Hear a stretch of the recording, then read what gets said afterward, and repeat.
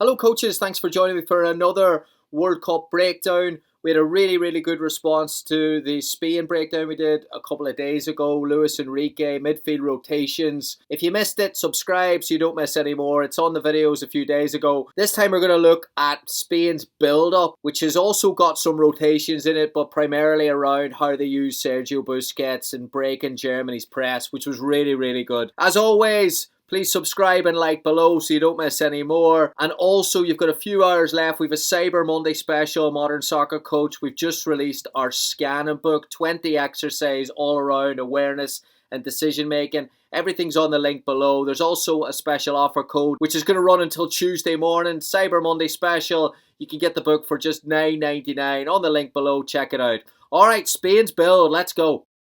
So primarily Spain built in a 4-3-3, textbook 4-3-3 from Luis Enrique, but the role of Sergio Busquets is the one that we're really interested about in the build-up in this one. So if you're Germany or you're playing against Spain in this tournament and you're looking at pressing them and getting high, the biggest question you've got to ask is how to stop Sergio Busquets' role in the build. Spain did 5 or 6 things that I thought was really interesting. We're going to take a look at some of those movements right now and how Spain generated attacking opportunities from that. Really interesting. Here we go. So although Germany's shape defensively was a 4-2-3-1, in goal kicks primarily they looked at pressing and almost in a 3-5-2.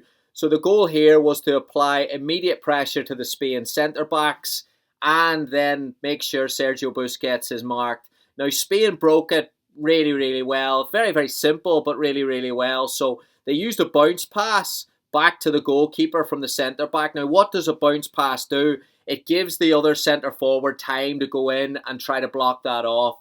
That then opens the passing lane into Sergio Busquets as a bounce pass and then releases the centre-back to progress the ball. Now, Spain played Carvajal low, which meant, again, everyone was marked in the build-up, which opened up a passing lane into Sergio, and then it's almost 3v3 at the back. So it's a good aggressive press from Germany, but it's high risk because you're leaving 3 Spanish forwards against 3 German defenders at the back.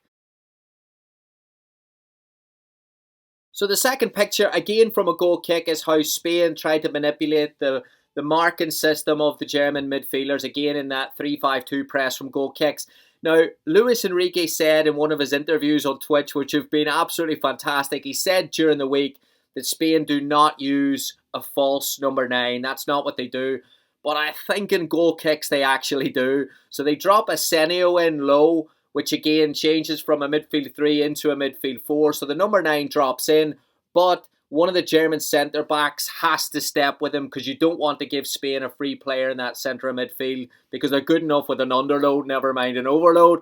So when you drop Sergio in, one of the midfielders moves. One of the disadvantages of playing with markers for Germany is that if Gavi moves, it opens up a passing lane, and once it is there, one of the centre-backs have stepped from those 3. So now it's 2v2, but the centre space is there, which Spain could possibly expose. They didn't do it yesterday, but this was a picture that they could have potentially had in the build. Really interesting. Again, risky from Germany. Another thing that Spain did higher up the pitch in the build was manipulate the 1 centre forward, which was Muller, with the 2 centre backs and allow the centre back a space to drive forward and then put Sergio Busquets underneath, and that then would manipulate the position of Gnabry, the right German midfielder. So once that happens and the ball pops back, Gnabry naturally starts to move and shift, and then that allows a passing lane to open up for Jordi Alba in between the lines, facing forward. Germany have to step with their 4-2-3-1. They have to overshift, and then it opens space on the far side for Spain's attacking midfielders to get involved, face forward, potential overload, potential shooting opportunity. Really good movement, really good rotation from Spain.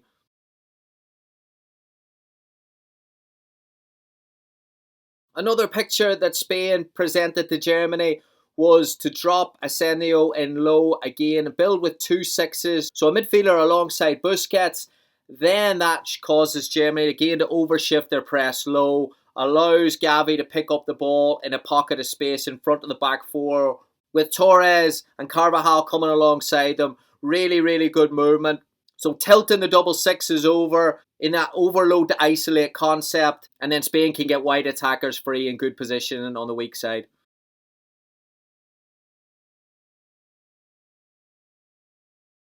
And then the last rotation that I wanted to share, again, it's high level stuff in terms of the timing of this here. So again, Arsenio drops low, Jordi Alba pops up high, which allows Pedri to come in almost as a false fullback. And the Spain wide forward then pops inside. Now the bounce pass off Arsenio is huge because it provokes the German press to go, which opens up the pocket, which puts it into Pedri, onto Jordi Alba, and now you have a central runner. Now, Germany created a great chance from this, and it was just missed by Torres. But again, if you go back and look, the timing of that there is so important. Easy to put on a board and to move everything together, but to do this in a match under really good pressure from Germany, again, it's high level stuff from Spain. So there you have it, 5 different pictures that Spain presented to Germany against their press. Now, I have to say the Germany press was really good. To go 3v3 at the back and to try and go 2v2 against the Spain centre-backs, I thought was brilliant. The game was, again, I've said it a couple of times, the game was a high-level chess match, but the intensity that these games are played at means that the margins of error are very small. We'll continue to look at Spain. If you enjoy the Spain breakdowns, please let us know below. Please subscribe, please like. Please also check out the new scanning book, which is about understanding and awareness in training sessions. Lots of exercises there. There's a special code in the link below for Cyber Monday. Please check it out. Thanks for the support. I'll see you soon.